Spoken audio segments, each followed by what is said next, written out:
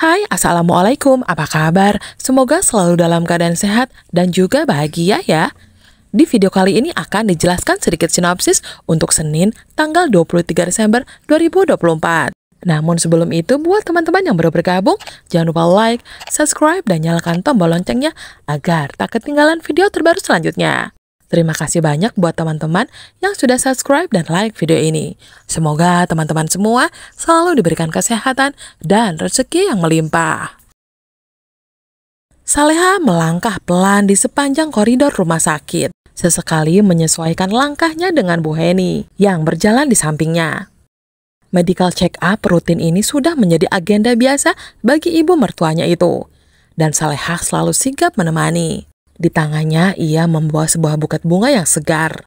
Rencananya, buket itu akan ia berikan kepada Nando, korban terakhir dari ledakan sebuah mal beberapa minggu lalu. Saleha tahu bahwa pria itu masih dirawat di rumah sakit yang sama, dan ia ingin memberikan sedikit semangat lewat bunga itu. Ketika ia hampir sampai di pintu kamar rawat Nando, langkah Saleha terhenti. Bu Heni tiba-tiba memegangi dadanya dengan ekspresi kesakitan. Tanpa berpikir dua kali, Saleha mengabaikan niatnya untuk bertemu Nando dan segera membawa Bu Heni ke ruang dokter terdekat.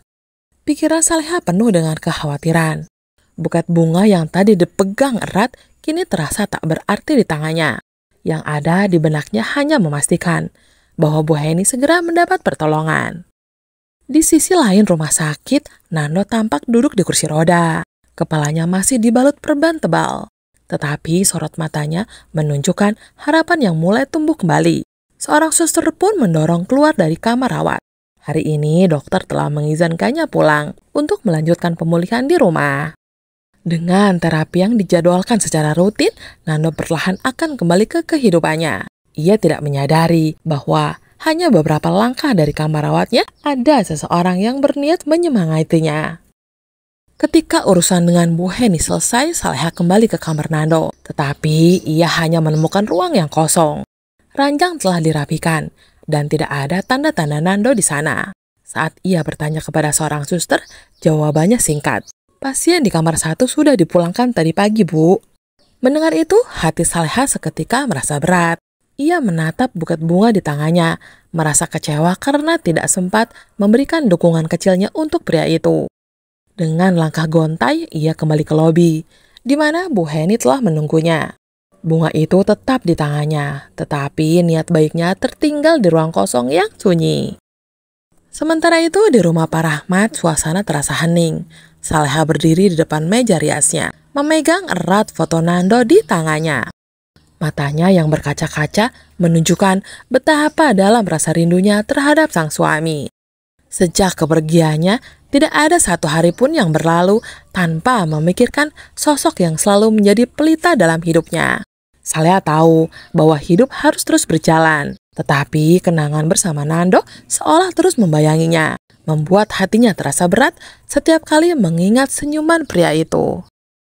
Setelah beberapa saat tenggelam dalam lamunannya, Saleha menguatkan diri. Ia mengambil jaket kurir yang tergantung di pintu kamar, memutuskan untuk kembali bekerja. Baginya, kesibukan adalah satu-satunya cara untuk mengalihkan pikirannya dari duka yang menggunung. Saat ponselnya berbunyi, menandakan ada pesanan masuk. Ia segera mengenakan jaket dan bersiap mengantarkan barang. Dengan langkah penuh semangat, ia menuju alamat yang tertera di aplikasi. Berharap bahwa aktivitas ini bisa sedikit mengisi kekosongan hatinya.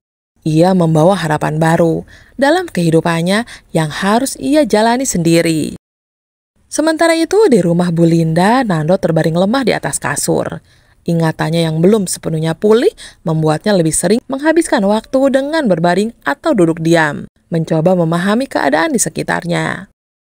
Bu Linda, seorang wanita paruh baya yang penuh kasih, merawatnya dengan perhatian luar biasa. Kehadiran Nando menjadi semacam pelipur lara bagi Bu Linda yang telah kehilangan anak kandungnya beberapa hari lalu. Ia bahkan memberikan Nando nama baru, seolah ingin menciptakan kedekatan yang lebih mendalam di antara mereka. Selain itu, Bu Linda juga menyarankan agar Nando beristirahat. Ia menyelimuti dan memastikan Nando nyaman sebelum meninggalkan kamarnya. Namun di tengah tidurnya, Nando mengalami mimpi yang begitu nyata. Dalam mimpinya itu, seorang wanita yang tak ia kenal tetapi terasa akrab datang dan duduk di sampingnya.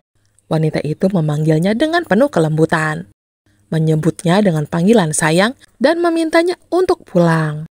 Sebelum Nando sempat bertanya atau menjawab, wanita itu malah menghilang begitu saja, meninggalkan Nando dalam kebingungan. Ketika terbangun, Nando masih bisa merasakan degup jantungnya yang cepat. Wajah wanita dalam mimpinya terbayang jelas di benaknya, seolah ia baru saja benar-benar melihatnya. Hatinya dipenuhi rasa penasaran. Siapa wanita itu? Mengapa ia memanggilnya dengan penuh kasih? Pertanyaan-pertanyaan itu terus mengusik pikirannya, seolah menjadi kunci untuk membuka pintu masa lalu yang masih terkunci rapat dalam ingatannya.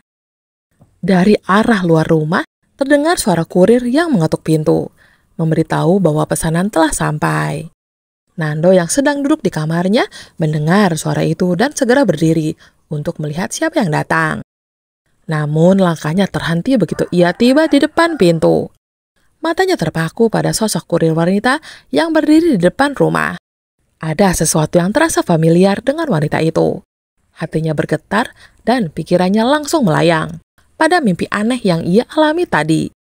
Wanita itu tampak mirip dengan sosok yang hadir dalam tidurnya. Wanita yang memanggilnya dengan panggilan sayang. Tetapi setelah memperhatikan lebih seksama, Nando merasa ia mungkin salah mengira. Kurir itu hanya berdiri menghadap samping sehingga wajahnya tidak terlihat jelas.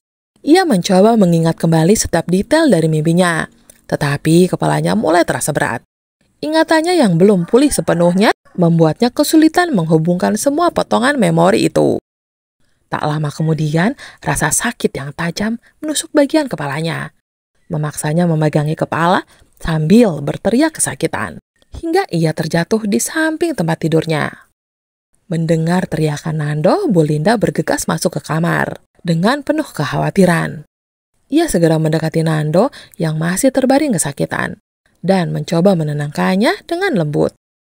Ia juga bertanya apakah Nando mengenal wanita kurir itu atau apa yang sebenarnya terjadi.